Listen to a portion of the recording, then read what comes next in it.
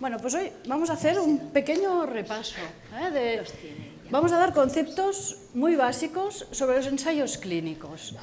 Luego vamos a tener un taller donde vais a poder preguntar muchas cosas, donde se exponen casos prácticos.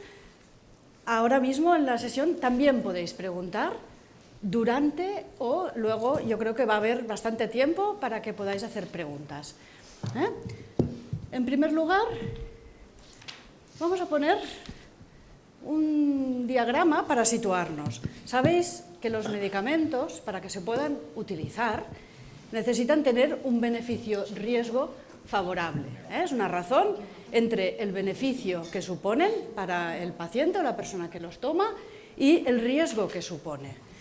Y entonces, en este contexto, nosotros podemos tener medicamentos que van desde que puedan tener muy bajo beneficio hasta medicamentos que tienen un beneficio muy alto. Pero no solo esto nos sirve para decidir qué medicamentos se tienen que utilizar y qué medicamentos son buenos para los pacientes. Tenemos esta otra dimensión, que es el riesgo. Tenemos medicamentos que tienen un alto riesgo. Esto significa pues, que hay riesgo de reacciones adversas importantes que puedan impactar sobre la salud y la calidad de vida del paciente. Y luego tenemos medicamentos con muy bajo riesgo, son estos medicamentos seguros. Entonces, claro, aquí ¿qué nos gustaría tener? ¿No? Si yo soy un paciente, digo, a mí me gustaría que me dieran un medicamento, ¿no?, que tuviera eficacia y seguridad en verde. Esto significa que está en aquel cuadrante de allí. Tenemos medicamentos que tienen buena eficacia, pero la seguridad, pues pueden tener toxicidad. Tenemos medicamentos que no son muy eficaces, pero a cambio pues, son relativamente seguros. Y luego tenemos estos medicamentos que son ineficaces y que además tienen riesgos. Y entonces nos quedaría, ¿no?, un dibujito así. El verde sería lo más deseable. Cualquier medicamento que se situara en este cuadrante, claro, idealmente sería aquí, pero esto también es bueno, esto también es bueno. Pero no solo esto, ¿no? Tenemos algunos, pues bueno, que en determinadas circunstancias podrían ser adecuados y lo que no es tolerable es estas otras caritas. Pensad que esto parte de una evaluación de la información que se tiene del medicamento, que es por esto que he hecho esta introducción. En cualquier momento, esta clasificación, ¿no?, de que estás en este cuadrante, esta carita sonriente, de que es alto beneficio y bajo riesgo, se nos puede ir al otro lado. Pues porque se descubre pues que un medicamento que nos pensábamos que no tenía riesgos, al cabo del tiempo de utilizarlo, se descubre que sí que tenía riesgos. Por lo tanto, esta situación en estos cuadrantes es bastante dinámica. Entonces, ¿por qué explico todo esto? Porque, claro, ¿cómo sabemos que un medicamento está aquí y no está aquí y no está aquí? Pues esto lo sabemos pues, de la evidencia que obtenemos de los estudios y de la información que tenemos de que al dar un medicamento hay una causa y un efecto. Y para esto hace falta hablar de la inferencia causal. La inferencia causal es lo que nos hace saber o nos hace intuir o nos da información sobre qué grado de causalidad tiene una causa, ¿no?, un factor, que puede ser, en nuestro caso hablaremos siempre de un tratamiento, qué relación tiene con un estado de salud. Y estado de salud es tanto la eficacia como la seguridad. Queremos relacionar lo que le pasa a una persona o lo que pasa cuando se toma un medicamento, ya sea bueno o sea malo, qué efectos tiene. Pero esto no es tan fácil, el establecer una causalidad realmente no es tan fácil. Y lo que se hace es buscar asociaciones entre factores, ver si hay factores que están relacionados. Pero estas relaciones que se obtienen a partir de los ensayos clínicos o de otros estudios, que dices, mira, he hecho esto y ha pasado esto. esto se le llamaría una asociación. Esta asociación puede ser de diferentes tipos. Podemos tener que no hay ninguna asociación. Hacemos un estudio y vemos pues, que no hay ninguna relación entre la administración del medicamento y el cambio en el estado de salud del paciente. Entonces diremos que estos dos factores son independientes. No hay ninguna relación entre el tratamiento y el estado de salud. Pero hay la posibilidad de que sí que observemos una asociación. Pero esta asociación no siempre va a ser una asociación causal. Recordad que estamos buscando una causalidad.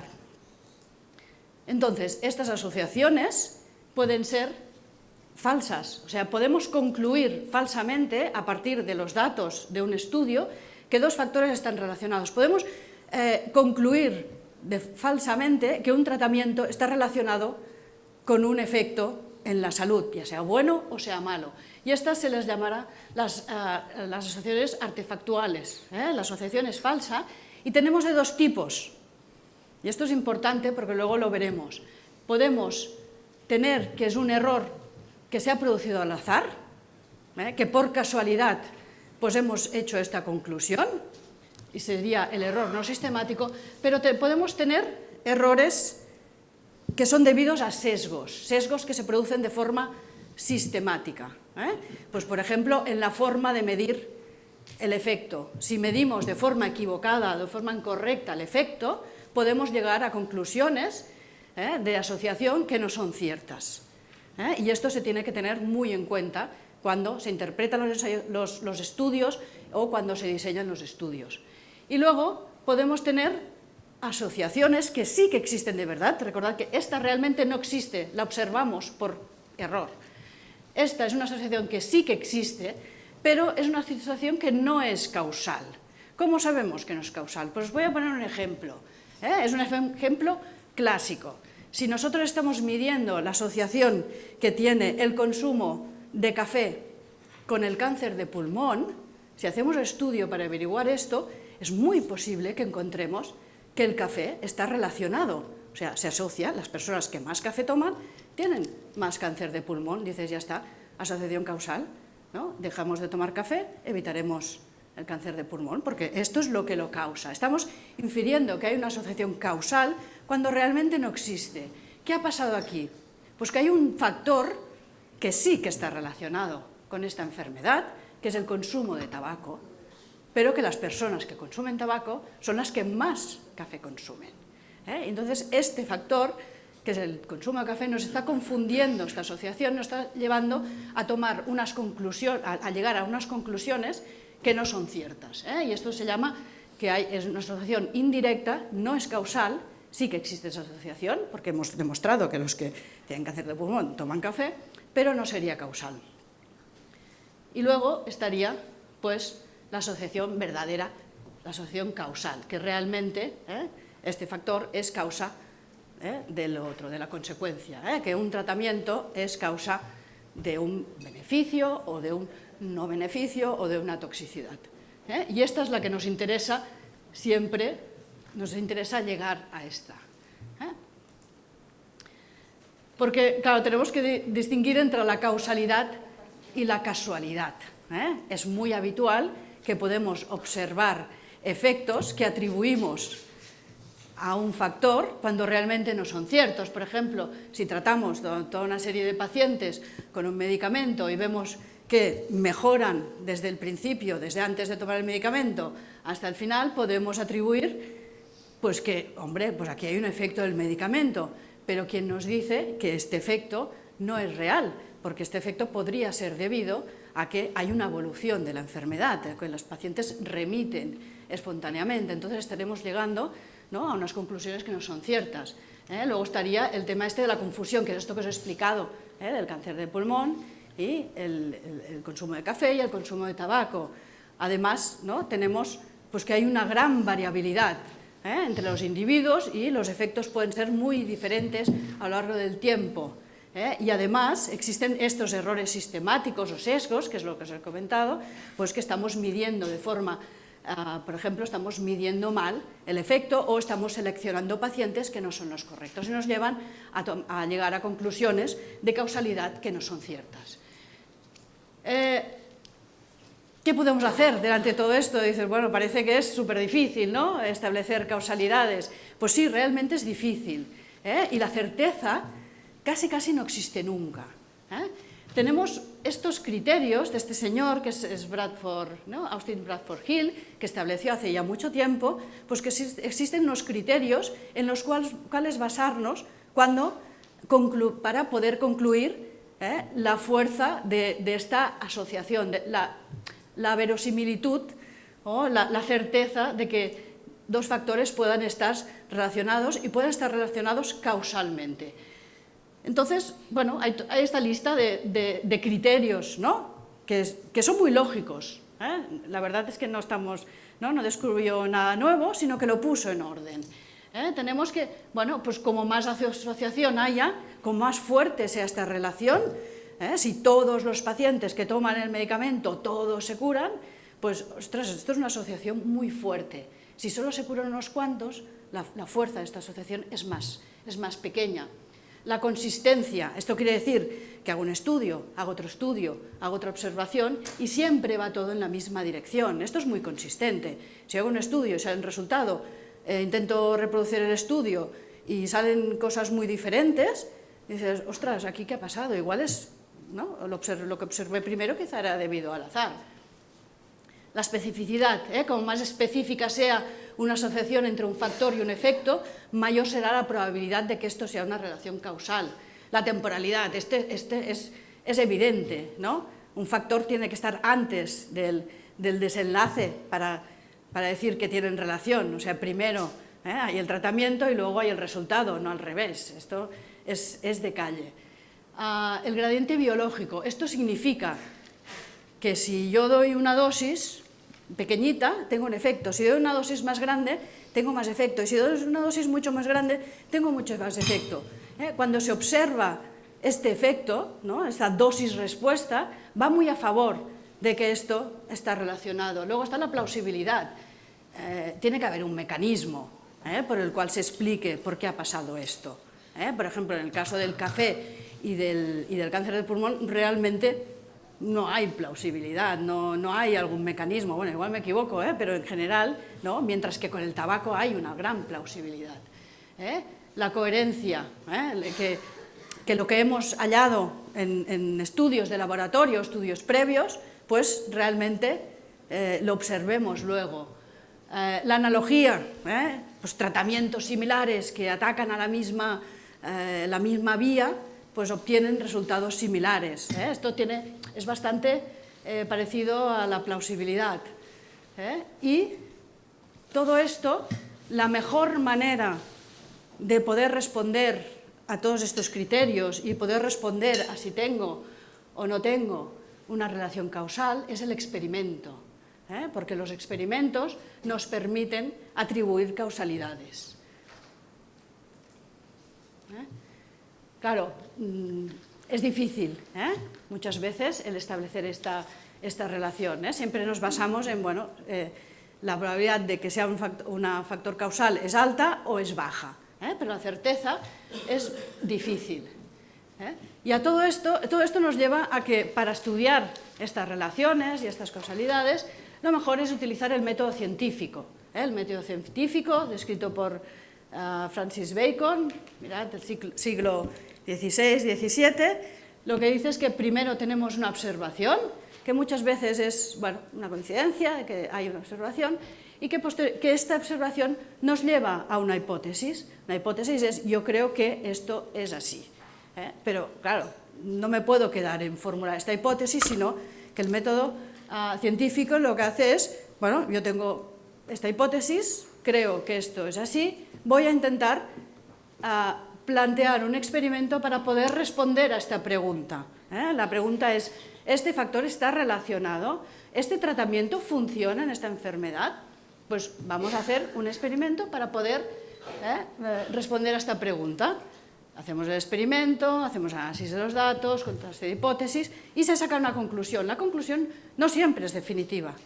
Pensad que esto es como un ciclo, que esto se retroalimenta. De estas conclusiones aparecen nuevas hipótesis que se tienen que ir testando. Y esto sería el método científico. Y ya llegamos al ensayo clínico. Después de este rollo, digo, ahora sí que vamos a hablar del ensayo clínico. Y hablamos del ensayo clínico porque es el experimento, bueno, es el único experimento en humanos que es el que nos puede dar estas respuestas, las que estamos hablando antes, ¿no? La respuesta de causalidad solo nos la puede dar un ensayo clínico. Y este señor lo que decía, Bradford Hill, lo que decía es que un ensayo clínico es un experimento diseñado cuidadosamente y éticamente, y hablamos de ética porque estamos hablando con humanos, no es un experimento con unas células en un laboratorio, estamos hablando de humanos, de exponer a humanos a experimentación y que tiene un objetivo de responder preguntas formuladas de forma precisa. Cuando se hace una experimentación debemos tener una hipótesis y unas preguntas concretas y por lo tanto vamos a diseñar un experimento dirigido a responder estas preguntas y no cualquier pregunta. Vamos a ver qué pasa. No, esto no es ni método científico y esto ni es ético ni es correcto y nos lleva a extraer conclusiones que no son ciertas. Y esto es la base de lo que es un ensayo clínico. Un ensayo clínico es un experimento en el cual aquí tenemos la población diana. La población diana es la población que tiene una enfermedad. Pero claro, no podemos probar el medicamento en todo el mundo, ¿no? En todas estas personas, sino que lo que hacemos es que cogemos una muestra. Una muestra lo más representativa que podamos de esta población y cogemos unos cuantos pacientes. Y a estos pacientes los distribuimos al azar. Y distribuir al azar significa que tiramos una moneda al aire y a ti te ha tocado A y a ti te ha tocado B. Y el A y el B son tratamientos o condiciones diferentes a las cuales vamos a exponer a estos pacientes. ¿Qué pasa? Que al principio de todo, estos pacientes provenían todos de la misma población, eran todos iguales. Y introducimos una cosa diferente, que es que a unos los tratamos, a otros de una manera y a otros los tratamos de otra. Y al cabo del tiempo, al inicio son iguales estas poblaciones, deberían ser iguales. Al cabo del tiempo vamos a mirar qué ha pasado, si han mejorado, si tienen toxicidades, y vamos a ver si son iguales o si son diferentes. Si estas dos poblaciones, después de lo que les hemos hecho, son diferentes, ¿a qué lo podemos atribuir? ¿Qué hemos hecho diferente? ¿Qué tienen de diferente estas poblaciones que antes son iguales y ahora son diferentes? Pues lo que yo les he introducido o manipulado.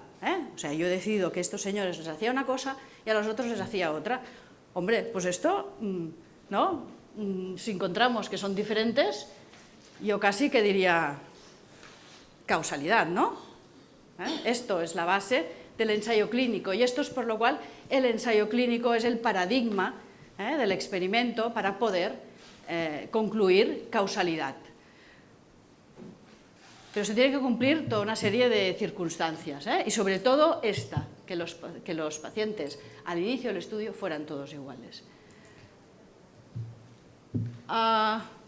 Como os he dicho, no es tan fácil, hay muchas cosas que nos pueden ensuciar o interferir en este experimento y que pueden hacer que al final estas conclusiones que parecía tan fácil, ¿no? Mira, hago esto, pim, pam, pum, y ya seguro que es causal o observo que no hay relación, por lo tanto no hay causa-efecto, pero hay muchas cosas que se tienen que controlar y que tener en cuenta para que todo salga bien y para que las conclusiones que sacamos sean correctas. Esto es lo que he dicho, la única diferencia para poder establecer una relación causa-efecto, la única diferencia que tiene que haber entre los dos grupos es el factor de estudio. Los pacientes tienen que ser similares, pero no solo tienen que ser iguales, sino durante el transcurso del estudio, después de que yo les administre el tratamiento y durante la administración del tratamiento, claro, las medidas que se les hacen para ver si están bien o están mal, tienen que ser las mismas en los dos grupos.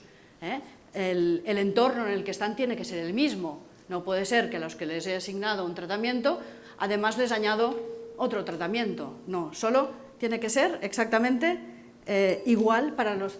Tiene que ser todo exactamente igual en los dos grupos. Tenemos que evaluarlos al mismo tiempo, con las mismas medidas para medir si están bien o están mal.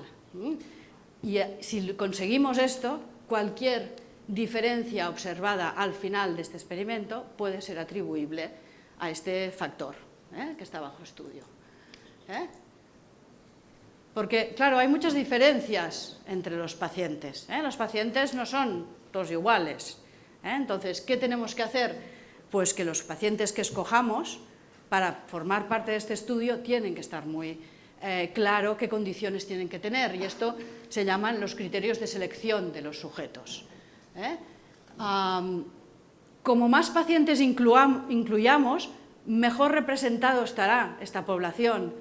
Disminuiremos esta variabilidad. Si ponemos 3 sujetos, pues habrá uno que va muy bien, otro que va muy mal, otro que tiene unas características, y claro, aquí el efecto del fármaco puede ser, o del medicamento, del tratamiento puede ser muy diferente, mientras que si ponemos 100, 200 pacientes, todo esto se diluye y se puede ver en global si realmente esto funciona. Y lo más importante de todo, bueno, que también las otras cosas también lo son, pero esto, que el hecho de que recibas un tratamiento o recibas otro tratamiento se ha decidido totalmente al azar. O sea, no haya ningún otro factor que determine si estás en un grupo, o si un paciente está en un grupo, o si un paciente está en el otro. Y esto esto es la aleatorización, asignación aleatoria, al azar.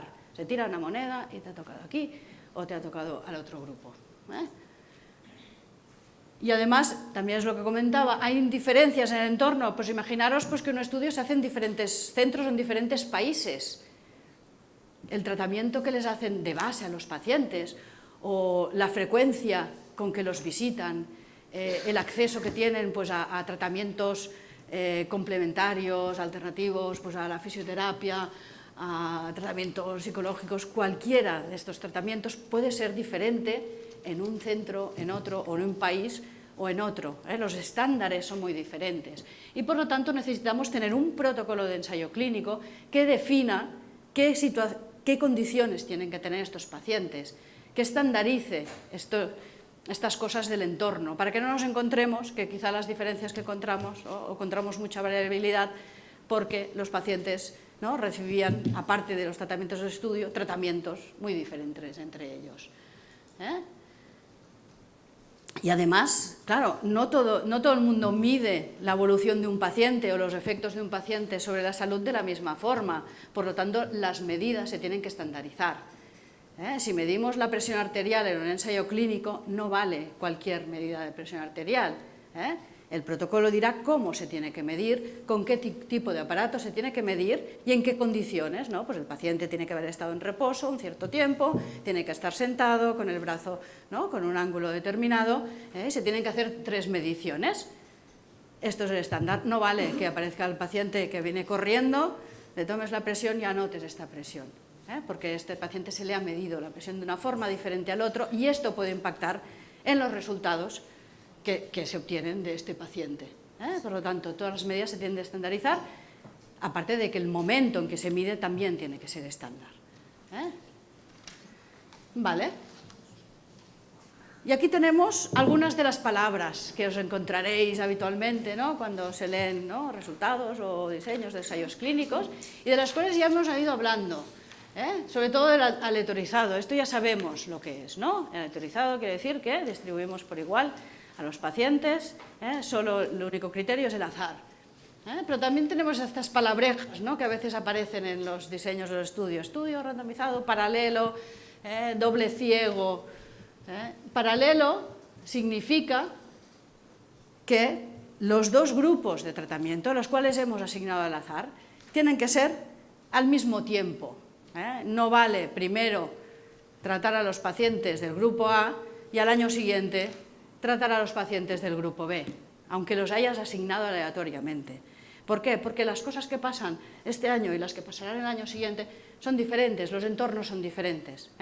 Hablábamos de esto de homogeneizar todo lo que hay alrededor. Por lo tanto, lo ideal es que sean cosas que se produzcan en el mismo momento temporal. porque entonces la única diferencia va a ser el tratamiento. Si no, puedes decir, es que este se trató antes del COVID y este se ha tratado después del COVID, y han pasado muchas cosas. Y esto sería, ¿no?, el hacer un tratamiento simultáneo, estandarizado y las evaluaciones siempre iguales. La asignación aleatoria lo que hace es, todos esos sesgos que hemos hablado antes, los elimina, porque desaparece el que los del grupo A y los del grupo B pudieran ser diferentes y estas diferencias en los resultados pudieran ser atribuidos a otras causas. Si está bien aleatorizado y está bien distribuido, estos dos grupos, los resultados pueden atribuirse al factor que estamos introduciendo, que es el tratamiento. Y hay este último concepto, que es las condiciones ciegas. Ya sabéis, supongo, ciego significa que nadie sabe lo que está recibiendo el paciente, ni el personal que lo trata, ni el personal que lo acompaña, nadie lo sabe. Pero, bueno, ¿y esto para qué lo hacen? Pues hay muchísimos motivos para hacer esto. Si sabemos qué tratamiento está recibiendo el paciente puede tener una actitud muy diferente y, ¿no?, estoy recibiendo el tratamiento, pues entonces yo voy a comunicar que me siento mejor, porque hay un efecto, no porque digas es que es malo y va a decir mentiras, no, él siente que está mejor porque sabe que está con el tratamiento. Los profesionales que lo tratan pues también tienen una tendencia pues a sobrevalorar los efectos de un tratamiento o al contrario, a infravalorar los del placebo. Si saben que ya no está recibiendo el tratamiento, pues igual dicen, bueno, va fatal, va muy mal, no lo voy a seguir tanto, las mediciones se las voy a hacer diferentes. Y no solo estos sesgos, el hecho de que un estudio no sea ciego tiene muchas implicaciones. Por ejemplo, pues si tú sabes en el momento de asignar al paciente el tratamiento, si le ha tocado el tratamiento o un tratamiento otro, pues el investigador puede decidir, o el paciente puede decidir, pues ahora no participo en el estudio. Y entonces te estás quedando como que te desaparece un paciente y los pacientes que aceptan igual son diferentes que los que no aceptan. Por lo tanto, estamos sesgando. Ya no van a ser iguales estos dos grupos, ni en características. Vamos a introducir diferencias en las medidas que hacemos, vamos a introducir muchas diferencias y esto ya no va a ser válido. No siempre es posible hacer ciego, pero siempre que sea posible se tiene que ser ciego. Y si no podemos enmascarar los tratamientos, pues se pueden hacer cosas como pues que la persona que evalúa el tratamiento y los beneficios del tratamiento pues no lo sepa. Y vaya a ver al paciente, lo explore, haga las mediciones, los cuestionarios que sea, sin saberlo. Y esto minimizaría un poco este aspecto tan desastroso de que estás haciendo todo el estudio, pero como no puede estar sesgado. Hay muchas formas de solucionar esto. Y el objetivo al final... Perdón, sí. Sí. Un momento. Es que ahora pienso, vale, los pacientes no saben lo que les ponen, pero si este medicamento que tú pruebas te da algún tipo de efecto, exacto, tú dices, sospecho, exacto. Sí, esto sería un desenmascaramiento del ciego por los efectos evidentes del fármaco. Esto se soluciona algunas veces pues, lo que os he dicho, con un evaluador ciego o introduciendo, es decir, muchas veces, bueno, pueden darse muchas situaciones. Puede darse una situación que es que el medicamento que das tiene unos efectos adversos descarados que además se tienen que explicar al paciente se le explica en el consentimiento informado, se le dice aquí, si te toca el medicamento, ¿no? Este medicamento se ha visto que produce náuseas, vómitos y mareos. Claro, el paciente se toma esto, tiene náuseas, vómitos y mareos y dice, tate, aquí me han dado esto. Claro, al paciente ya no lo puedes enmascarar, ya los has desenmascarado. Puedes mantener ciego a la persona que hace sus mediciones. O en alguna circunstancia podrías llegar a enmascarar y hacer que el placebo, por ejemplo, si fuera placebo el comparador, puedes introducir, que no fuera un placebo inerte, sino introducir una sustancia que pudiera hacer estos efectos. Esto no se hace, pero por ejemplo en psiquiatría sí que se hace.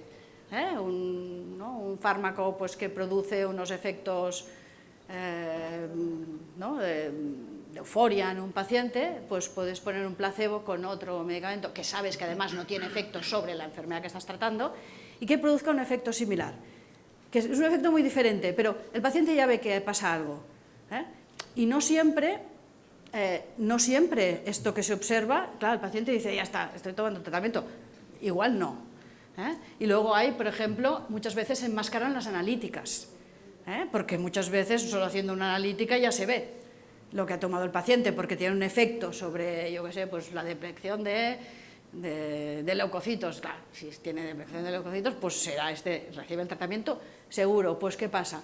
Pues que el médico no ve estas analíticas, solo las ve si hay algo muy gordo. Dice, alto, que tienes que hacer algo para tratar a este paciente o quitarle el tratamiento porque le está haciendo daño. Hay toda una serie de circunstancias, pero sí, y esto, cuando se plantea el ensayo clínico, todo esto se tiene que tener en cuenta. Cuando se lee un ensayo clínico, los resultados del ensayo clínico, todo esto también se tiene que tener en cuenta. Pues dices, bueno, claro, era ciego, pero vamos, a la primera de cambio los pacientes ya sabían lo que estaban recibiendo, los médicos también. Sí, no siempre es tan fácil. Digas. Y podría ser que no fuera tan evidente, pero si tú estás tomando un medicamento, puedes pensar una de dos, que estás en el grupo placebo o en el grupo medicamento, si estás en un ensayo. Entonces, si tú crees que estás en el grupo placebo, no vas a empezar a decir efectos adversos, te los vas a callar los que tengas. Sí, entonces, puede ser. ¿Preguntáis a los participantes si creen que están en uno de los dos grupos? No, esto no, que yo sepa, no se pregunta, ni a los pacientes ni a los investigadores. Esto no se pregunta. Pero por eso tenemos pues, el placebo, porque la cantidad de pacientes que tendrán esta ilusión de que estoy en el placebo o la ilusión de que estoy, la ilusión digo, el pensamiento, en teoría tiene que ser igual en todos los grupos. O sea, no es diferencial, a no ser que haya un factor que sea, que reconozcas, sobre todo cuando los pacientes ya han tomado antes el medicamento. Esto es muy difícil. Si un paciente ya tiene experiencia con un medicamento, ya sabe cómo se siente cuando se lo toma. Entonces esto ya sí que es muy difícil de enmascarar. Vale.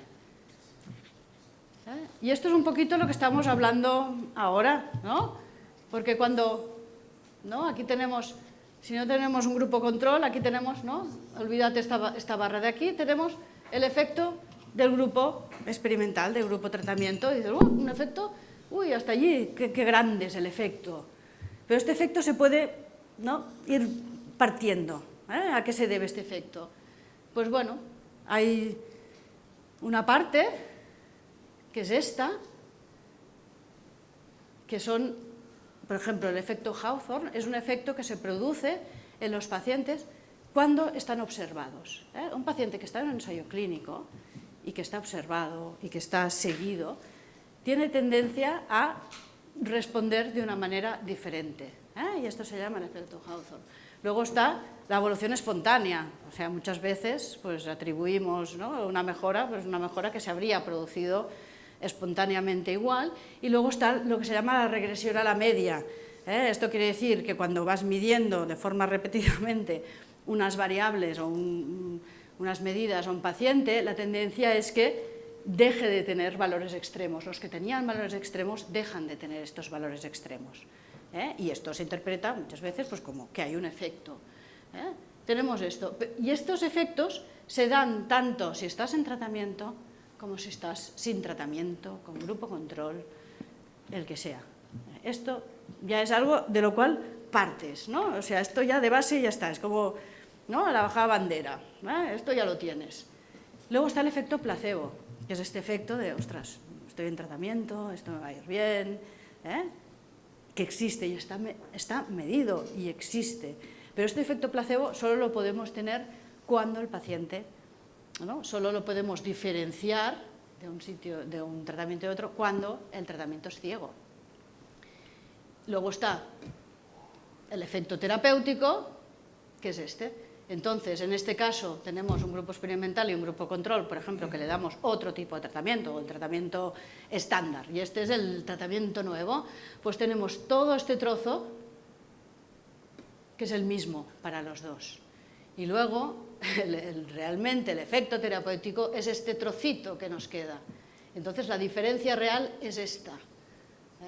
Y el hacer estos estudios aleatorizados nos permiten concluir cuál es esta magnitud de esta diferencia. Si no tenemos esto, nos quedamos en que, ¡guau!, súper eficaz, una pasada.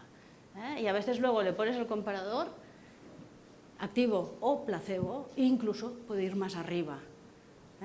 Podría haber una situación en que el placebo fuera mejor. Y sería una situación pues, que los efectos adversos del fármaco o del tratamiento este alternativo, pues impactan tanto en el paciente, y si la medida es pues funcionalidad del paciente o calidad de vida, pues resulta que es peor. Y aquí es cuando hablamos de aquello del beneficio-riesgo. Por lo tanto, un comparador siempre es deseable. Es muy importante, porque si no, no sabemos dónde estamos. Dime. Una pregunta. Esta manera de funcionar, en el caso de las vacunas COVID, no tiene nada que ver, entiendo yo, porque no había grupo de pacientes, si no estoy equivocado. Bueno, son sujetos sanos. Exactamente. Sí. Todo el mundo que ha participado en un estudio es de una población diana sana. Y por lo tanto a unos se les ponía la vacuna que se estaba investigando, y a los otros no.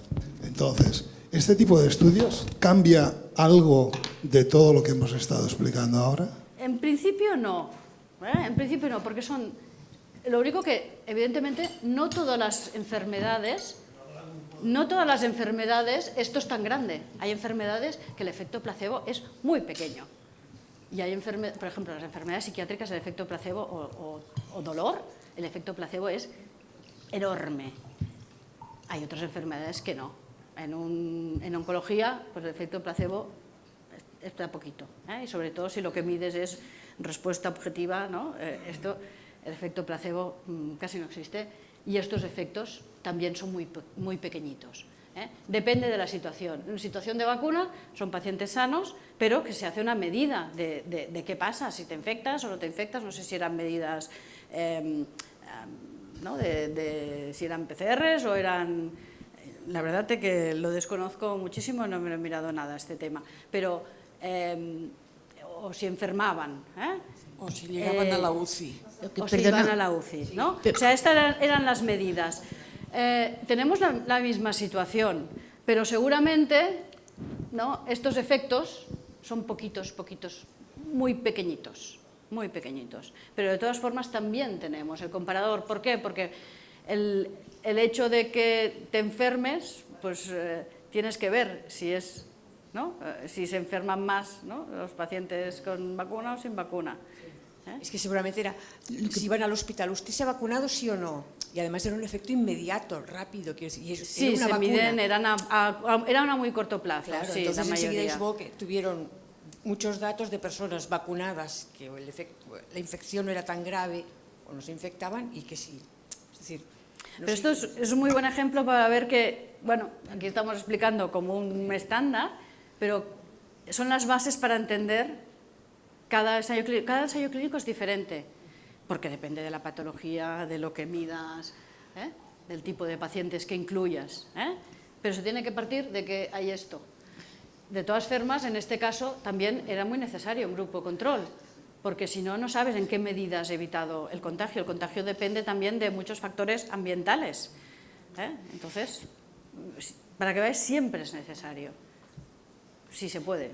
Perdón, pero en el caso del COVID yo creo que fue como un ensayo clínico, entre comillas, excepcional, porque incluso las autoridades sanitarias dieron una autorización excepcional. Bueno, a falta de hacer más ensayos... Pero esto es porque autorizado muy rápidamente, claro, con datos de seguimiento corto, pero el ensayo era un ensayo clínico... Bueno, yo te digo que lo desconozco, pero era un ensayo clínico como como tal.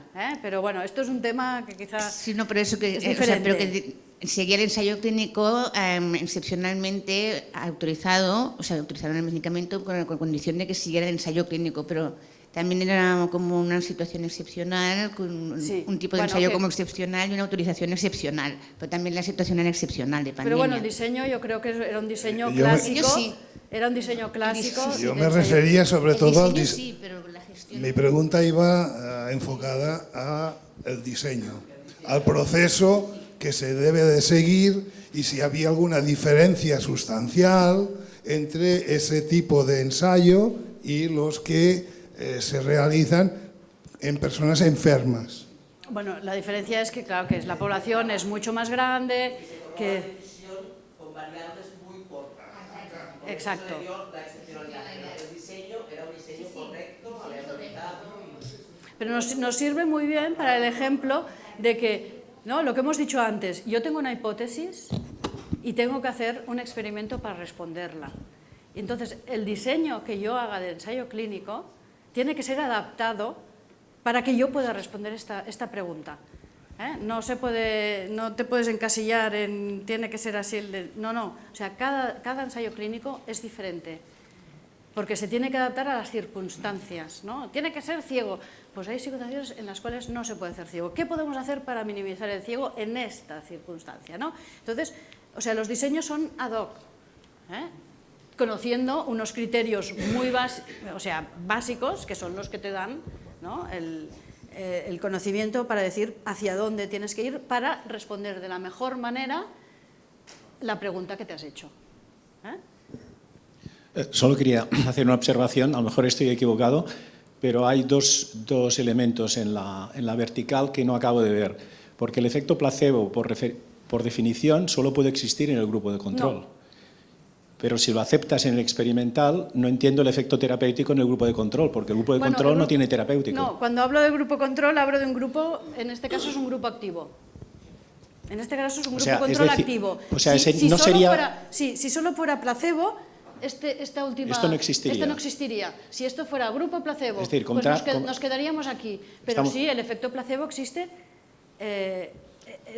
no existe solo en el placebo. Vale, pero también entonces puedes añadir otro que no has mencionado y que existe en muchos ensayos, por ejemplo, de oncología, que es el efecto nocebo, que la gente le dan un medicamento y era la respuesta que yo quería dar a Cristina, ¿no? Que hay gente que piensa que tiene efectos secundarios por la pastilla, para entendernos, y no es la pastilla, es porque tiene una depresión o porque tiene un problema X o porque se imagina. Sí, pero estos se incluirían aquí, o sea, se sumarían no, o se pero quiero decir que restarían. cuando antes te planteaban si era un problema o no, que la gente descubriera que tiene un problema, esto hay que evaluarlo porque en muchas ocasiones no es el medicamento. Y es lo que es el tema del efecto nocebo. Es decir, el hecho de que la gente piensa que porque tiene el problema X es debido al medicamento, habrá que verificarlo. Porque lo mismo que los principios de Hill que antes has dicho, que este señor tenga el problema X de este producto de oncología, no tiene nada que ver con el producto de oncología, es que lo tiene usted porque lo tiene, ¿no? Lo digo porque a la hora de matizar estos temas... Y esto lo controlas poniendo también pacientes que no reciben el tratamiento y viendo si también lo presentan. Exacto. Este efecto. Y entonces esto se lo restas. O sea, es decir, en este gráfico yo creo que tendría que haber también en... los negativos, es decir, los nocebos, que no existen. Sí, es un y yo comento el caso de oncología, nocebo, que ocurre mucho, porque la gente piensa que se muere con el medicamento. El efecto nocebo lo tienen tanto estos como estos, si desconocen. Sí, pero no lo tienes en la gráfica, por eso he dicho que esto vale. yo creo que había que colocarlo. Pero sería, o sea, entraría dentro de un efecto placebo, aunque sea, o sea, el placebo se por entiende definición con el nocebo es una cosa, el placebo es otra. Sí, pues el nocebo... Pero yo creo que hay que tenerlo en cuenta por lo que planteó antes Cristina, porque es que hay gente que piensa que, oiga, que me muero por el medicamento, que no tiene nada que ver el medicamento. Esto está estableciendo una relación de causalidad que no existe. Sí, pero por esto tenemos un grupo que no recibe tratamiento y si también presenta estos efectos, dirás, pues estos efectos no son atribuibles al fármaco, porque los que no lo reciben también los tienen. Por eso, el concepto es el mismo, solo que el nocebo, pues evidentemente restaría o estaría en las gráficas de cuando comparásemos la seguridad del medicamento. No sé, antes de que intentara contestarle a Cristina, que en muchas ocasiones no es verdad que la gente pueda decir que está tomando el medicamento porque tenga un efecto secundario. Sí, o efecto adverso. Claro, por eso le he dicho la ilusión o el pensamiento de que, seguro que estoy tomando en los porque buenos me estoy o en los malos, encontrando no lo mal, sabes, ¿no? Quizás están en el placebo. Sí, sí. O sea que por esto hacemos el ciego, porque entonces este fenómeno se dará por igual en los dos grupos. Y entonces lo único que haces es restarlo. Y lo que queda, cuando has quitado todo esto, es el efecto de verdad. El concepto es esto, o sea, igualar, ¿no? Igualar estas basales, ¿no? Sean buenas o sean malas, sea placebo o sea nocebo, igualarlo, porque el nocebo lo va a tener igual el grupo experimental que el grupo control, que el grupo placebo. Entonces, pues se lo restas y lo que queda es la realidad. Pero muy buena observación. Vale. El hecho de ser predeterminado es muy importante. Es muy importante que tengamos un diseño, que tengamos una diana de a dónde queremos ir, porque como he dicho antes, lo más importante siempre es la pregunta que nos hacemos, la hipótesis. Y luego ya viene todo, ¿no? El diseño, cuánto tiempo tienes que seguir a los pacientes, qué diseño tenemos que hacer, qué tipo de pacientes tenemos que incluir, qué tenemos que medir. Esto viene dado, porque si yo quiero responder la pregunta de si un fármaco baja la presión arterial, es evidente que tengo que coger señores que tienen la presión arterial alta y lo que tengo que hacer es medirle la presión, no puedo ir a medirles otra cosa, porque diré, he hecho un ensayo para ver esto si baja la presión arterial, ¿has medido la presión arterial? No. Anda, pues no, podrá responder otras cosas, pero esta no la puedo responder. Entonces tenemos que tener la diana muy clara. La ejecución tiene que ser única, tiene que ser dirigida a responder esto. Y entonces tendremos los resultados que podremos creernos o que podremos interpretar correctamente. ¿Qué es lo que no tiene que ser? Ponemos la diana, empezamos a tirar flechas, flechas, flechas. Y de estas flechas, ¿qué pensáis? Pues alguna va a dar, ¿no? Alguna va a dar a la diana. ¿Y las otras? Las otras se están estrellando por ahí. Entonces dices, pues mira, esto no es correcto. Y lo que tampoco es correcto es tirar la flecha y a ver, voy poniendo, corriendo, corriendo, poniendo la diana, a ver si le da. Esto tampoco puede ser. Para hacer correctamente los estudios, tiene que haber una predeterminación de todo lo que se va a hacer y de lo que se va a analizar. Si no, estamos entrando en errores. Y todos estos errores que hacían que sacáramos conclusiones de causalidad que no eran correctas. Pero tanto a nivel de que, uy, este fármaco funciona, como que, uy, no funciona y resulta que sí que funcionaba y nos quedamos sin un medicamento o un tratamiento. Esto es, ¿no? Otra vez, el esquema, ¿no? De lo que es un ensayo clínico paralelo, quiere decir que los dos tratamientos se dan de la forma simultánea, aleatorizado y predeterminada. Incluyo pacientes, les doy 2 diferentes tratamientos, mido resultados y los analizo. Sobre este diseño hay un montón de variantes, y estas variaciones responden a las necesidades que haya para responder a la pregunta. Porque esto no siempre puede hacerse. Entonces hay, pues, bueno, variaciones siempre para poder adaptarse a poder responder una respuesta. Hay una pregunta, perdón. El protocolo siempre definido prospectivamente, que es una guía de referencia para la ejecución del ensayo clínico, porque se tiene que analizar según lo previsto. No puede ser que acabe el ensayo clínico, tienes los datos y analices lo que te da la gana.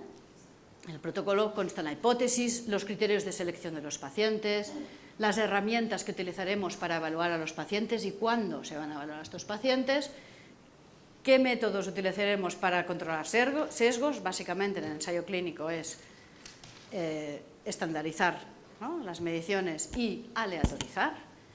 Y bueno, hay un aspecto muy importante que se tiene que contemplar en los protocolos, que es la ética. Y los resultados, bueno, es conveniente que sean la respuesta a una sola pregunta.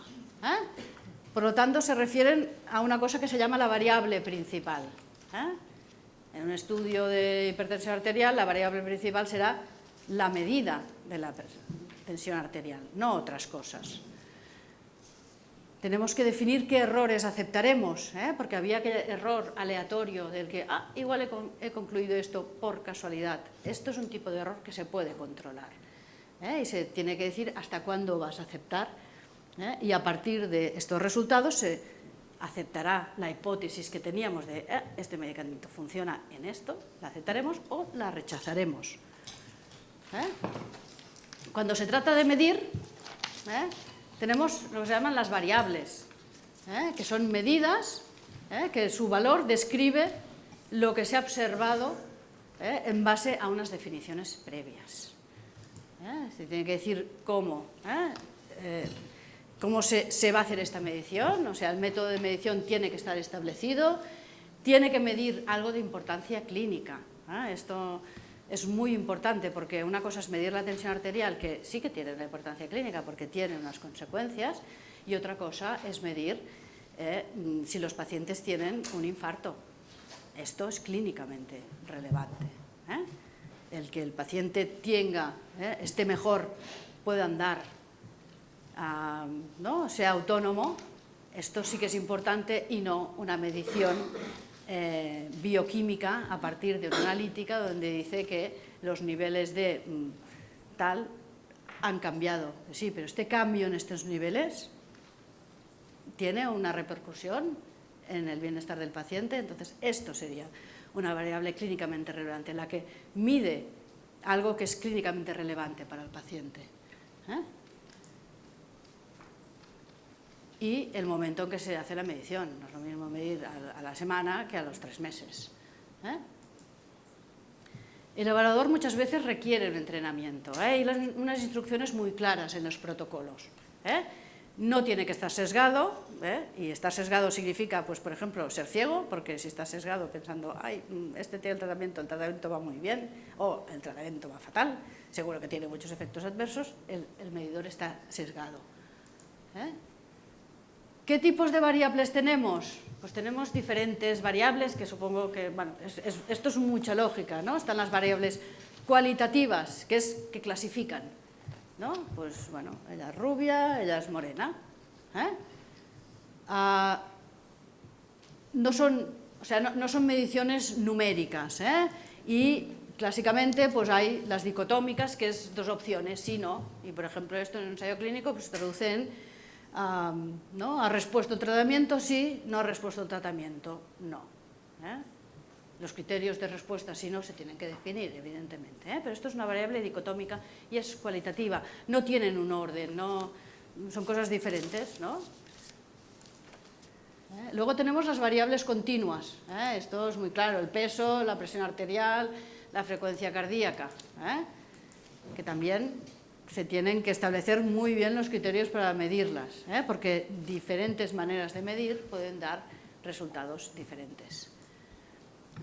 Y luego tenemos las variables ordinales, que son como una mezcla de las dos, ¿no? No son categóricas porque tienen un orden establecido, pero tampoco son cuantitativas, no son numéricas, porque la distancia entre el 1 y el 2 puede no ser la misma entre el 2 y el 3. Por ejemplo, es el leve, moderado, intenso, y muchas veces la distancia que hay entre el leve y el moderado no es la misma que el moderado y el intenso.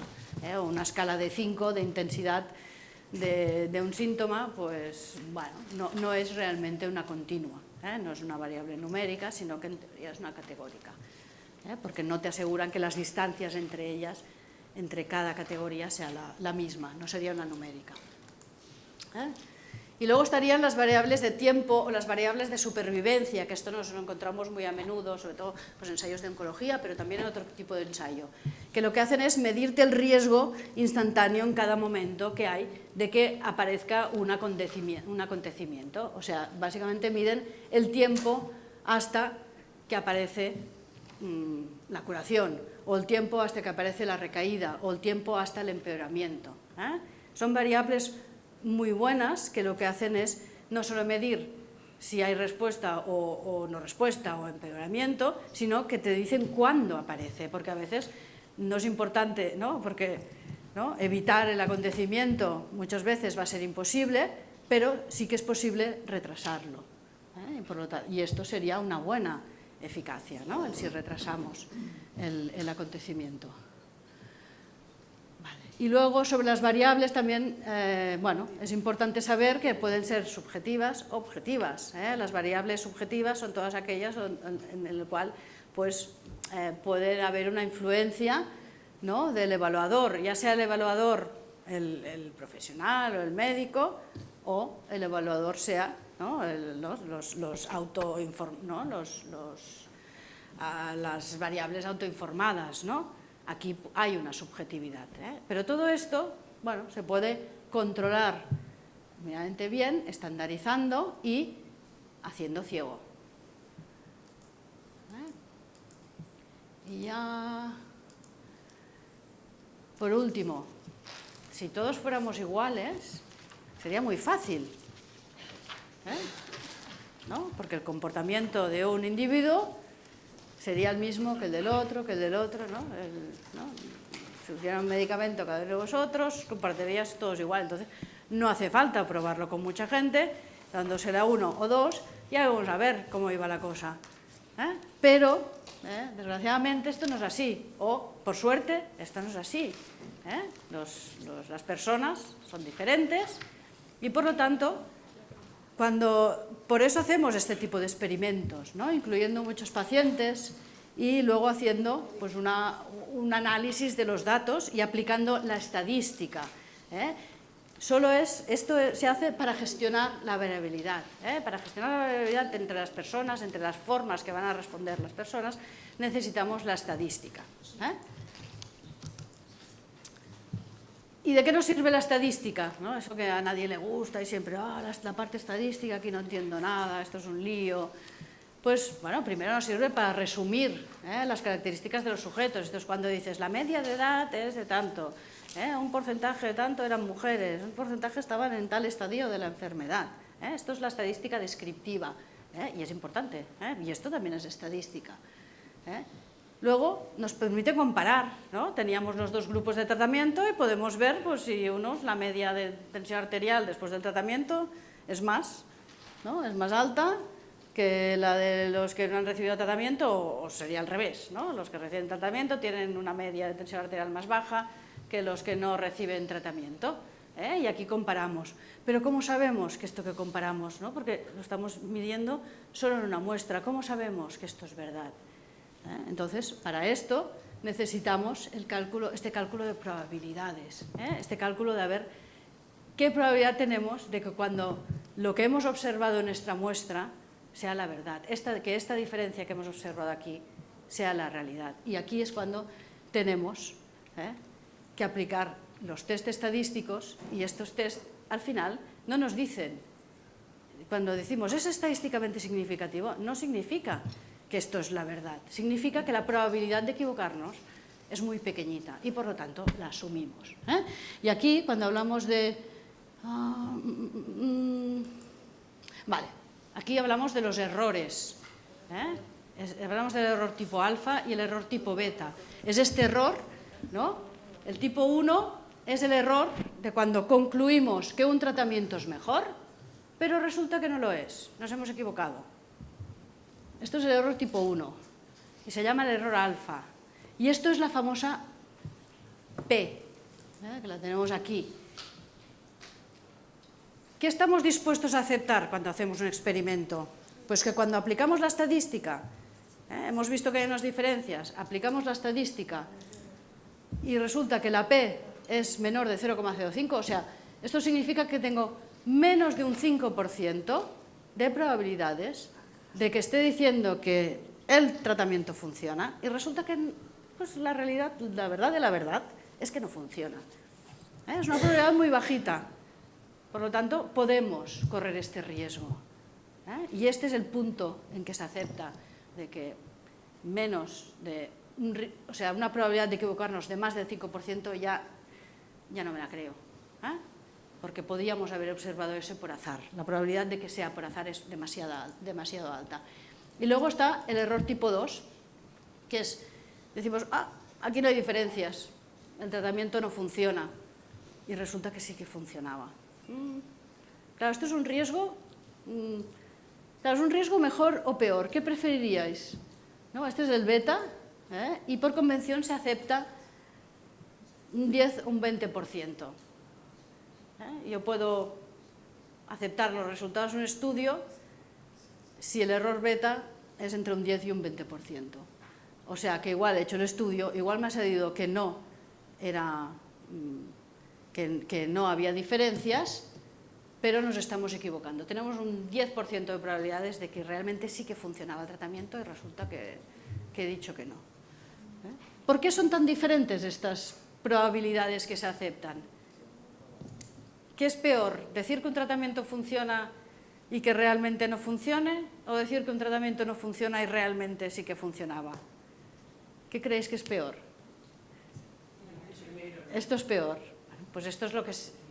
Por esto el riesgo que se acepta es mucho menor. Esto también es importante, ¿eh?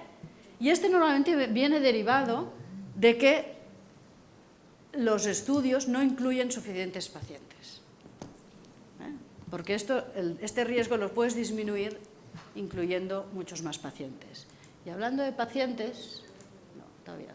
Vale, bueno, aquí os explico un poquito más de error de tipo 1, esto ya lo hemos dicho, pero esto puede ser un daño potencial a los pacientes, y somos muy poco permisivos con este. Y en cambio, el error tipo 2 siempre se ha interpretado como un problema pues, para el que comercializa el fármaco, porque dejaré de ganar el dinero, dejaré de tener el fármaco en el mercado. También se puede interpretar como una pérdida para los pacientes que podrían haber recibido este tratamiento y no lo van a recibir. Pero clásicamente se ha considerado así. Vale. Y volvemos a este gráfico. Y cuando hacemos esto, cuando tiramos muchas flechas y medimos muchas cosas, la probabilidad de que una sea verdad es alta. Entonces aquí estaremos cometiendo un error de tipo 1. He dado en la diana cuando realmente he dado en la diana por casualidad, por azar, porque por azar uno va a dar en la diana. Y en cambio, en este caso, lo que se van a producir son sesgos. Los sesgos son algo que es algo que estás haciendo mal, no lo puedes, o sea, se puede controlar. En cambio, el error tipo 1 siempre existe, y el tipo 2 siempre existe. Lo único que se tiene que hacer es minimizarlo. Vale, y yo creo que esto ya es de lo último. Claro, ¿cuántos sujetos incluimos en un ensayo clínico? ¿No? Porque un ensayo clínico incluyó 50 sujetos, 200, 1000, 5000. ¿Esto de qué depende? Pues depende de las ganas que tengo de incluir pacientes, de los que haya. Bueno, pues no. Bueno, algo sí que influye. Después el presupuesto, porque para incluir 5000 pacientes tienes que tener un gran presupuesto. Pero básicamente hay una forma estandarizada de decir cuántos se necesitan. Y esto es muy importante preestablecerlo, porque si se incluyen menos pacientes de los necesarios, posiblemente no lleguemos a unas buenas conclusiones. Y si se incluyen más de los que necesito, ¿para qué incluir más? Estamos exponiendo a pacientes a situaciones experimentales cuando la situación experimental debería ser excepcional. O sea, solo tener que excluir justo los que se necesitan, ni uno más ni uno menos. ¿Y cómo se calcula? Pues bueno, hay formas de calcularlo. Nos tenemos que basar en la variable principal, que era nuestra hipótesis. Yo quiero medir la reducción en el cambio en la presión arterial. Entonces, bueno, ¿cuánta reducción te esperas? ¿Cómo que cuánto? Bueno, sí, ¿qué te esperas encontrar? Esto es tu hipótesis. Yo creo que no es solo funcionará reduciendo la presión arterial. Tienes que tener la hipótesis de decir, la reduciré en un 20%, porque además este 20% es importante. Por lo tanto, tú fijas lo que quieres encontrar y lo que te esperas. No te lo inventas. Hay datos previos, datos publicados, que te pueden orientar a definir cuál es esta diferencia que te esperas. Y además hay otro factor que es qué variabilidad hay entre los sujetos. Si incluimos sujetos de muchas razas diferentes, posiblemente habrá mucha variabilidad en cuanto, por ejemplo, la presión arterial es algo que está muy influido por la raza de los pacientes. Entonces, si incluimos gente de diferentes razas, pues tendremos mucha variabilidad y tendremos que poner más pacientes para reducir el efecto de esta variabilidad sobre nuestras medidas. Y luego, ¿qué es muy importante? Pues ¿qué voy a hacer? Un 5% de alfa, un 5% de probabilidad de equivocarme si digo que hay diferencias, y un 10-20% de beta, que es probabilidad de decir que no hay diferencias cuando sí que realmente las habías.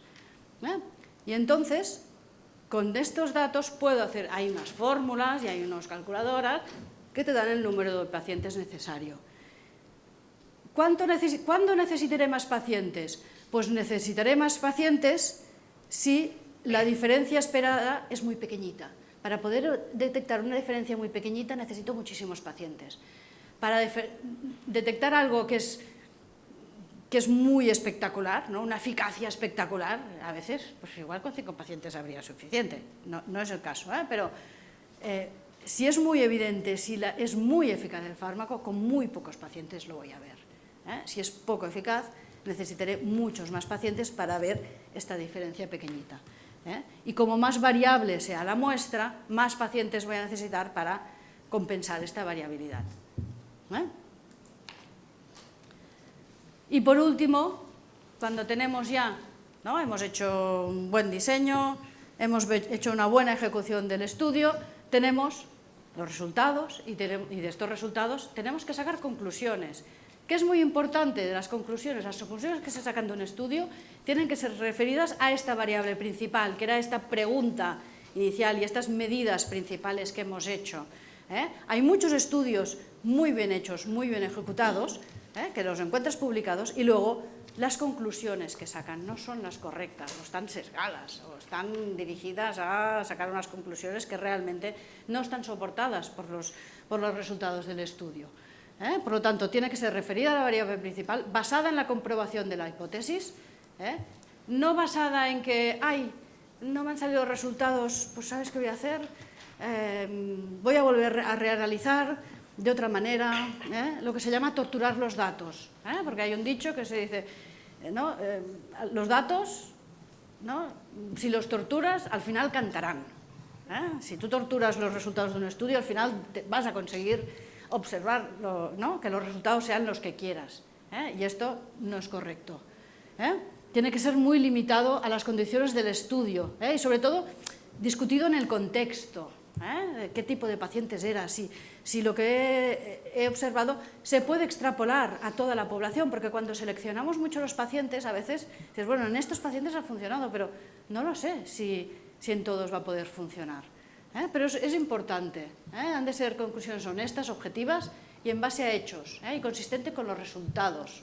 Y sobre todo, se tiene que ser muy cauto con la extrapolación a otras poblaciones o la generalización generalizada.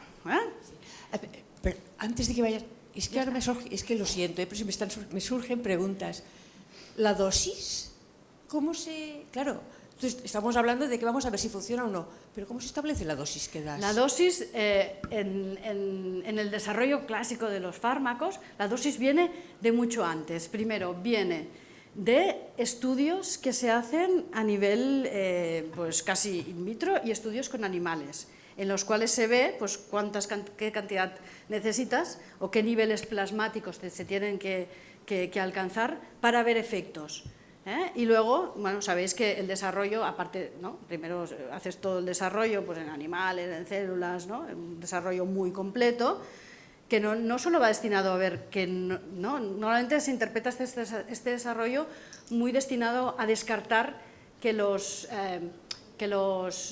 fármacos sean tóxicos, que esto sí que es uno de los objetivos, para no dar a humanos pues, un fármaco pues, que puede hacer daño, pero también muy destinados a ver si hay una actividad en animales, porque si no hay actividad en animales ya déjalo correr, porque no es ético no hay una duda razonable de que aquello pueda funcionar. Y luego también todos estos estudios ayudan a saber pues, cómo se comporta el fármaco cuando se administra, qué niveles alcanza y qué efectos se observan cuando se dan diferentes dosis. Entonces, una vez tenemos toda esta información, se puede pasar a estudiar el fármaco en humanos. Hacemos la fase 1 y en las fases 1 normalmente se va subiendo las dosis poco a poco y se va viendo qué efectos. Normalmente primero se ven los efectos tóxicos y luego ya se pasa a otra fase en la cual normalmente se prueban diferentes dosis. Lo correcto es esto. ¿Por qué? Porque si voy a dar la dosis más alta que no hace daño. Bueno, pues que igual podrías haber estado dando una dosis más pequeñita que también hace un buen efecto y tiene menos efectos adversos. aunque la dosis alta tenga unos efectos adversos tolerables, pero igual la otra tenía menos efectos adversos. Y las dosis que se prueban también vienen pues, de estudios y de analizar los datos y hacer simulaciones a partir de todos los datos que se tienen previos. Y se dice, bueno, pues con estas dosis posiblemente se bloqueará el receptor o se bloqueará la proteína de tal manera que, y además no es tóxico, entonces yo quiero probar estas 3 dosis. Y una vez tienes esto, pues ya te vas a un ensayo más grande para comprobar que la dosis que has escogido es la buena. Muchas veces se van a ensayos fase 3 con 2 o 3 dosis también, pero es adecuado, sí, porque muchas veces una dosis más baja podría haber funcionado también, y podría ser mejor el beneficio-riesgo. Y por último, bueno, las jerarquías de la evidencia. Aquí hemos estado hablando del ensayo clínico, que es el que mayor, ¿no?, calidad de evidencia va a dar, y todo lo demás está por abajo. Y fijaros, ¿no?, esto que estaba hablando ahora, la investigación animal, la investigación in vitro, esto está muy bien para generar las hipótesis y para ir subiendo, pero ¿no?, estas noticias que salen a veces de se ha descubierto un fármaco, ¿qué tal? Pues muchas veces se basan en esto, en esto se están basando. Y luego, bueno, pues ahí esto, la serie de casos, ¿no? Pues han tratado 15 pacientes y, bueno, 15 pacientes, no hay grupo control, no hay un protocolo establecido, no es un experimento predeterminado. Luego estarían estos otros tipos de estudios que tienen muchos sesgos, muchos problemas, porque no son estudios aleatorizados. Y luego, encima de los ensayos clínicos, pues tendríamos a veces las revisiones sistemáticas, los metaanálisis, que es como poner todos los ensayos clínicos juntos e intentar, ¿no?, sacar conclusiones. Bueno, siempre están arriba de todo, siempre y cuando pues, sean de calidad y los ensayos clínicos que los compongan también sean de calidad, ¿no? Porque si haces un metaanálisis de cosas que no están bien hechas, pues te saldrá un churro de metaanálisis. Y yo juraría que con esto hemos acabado. No sé cuánto he tardado, porque estoy agotado.